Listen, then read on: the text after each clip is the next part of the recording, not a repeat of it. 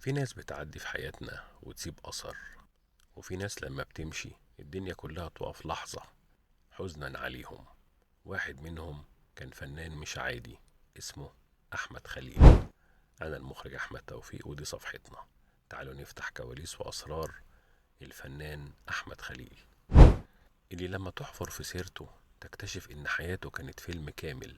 في البداية اتجوز سوسكا سهير البابلي، والزواج ما كملش سنتين.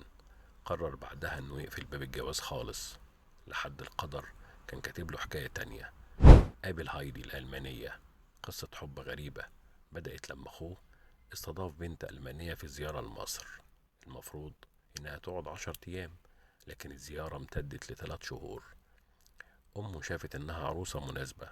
أحمد رفض في الأول، لكنه لما شاف تاني اتغير كل حاجة واتجوزها بسرعة غريبة.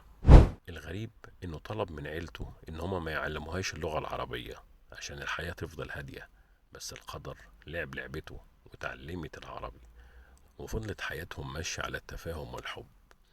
كان بيقول عنها الست الألمانية مشيتني على عجين ما لخبطوش. أسلمت وخلفت له بناته، منهم علياء اللي نشر صورتها قبل وفاته في حفل تخرجها من الجامعة الأمريكية.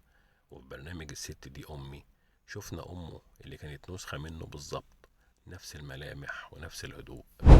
بس الموقف اللي بيكشف معدن الراجل ده الحقيقي حصل بعد وفاته. واحدة كتبت بوست بتحكي عن ولد يتيم متفوق في الثانوية عايز يدخل الطب.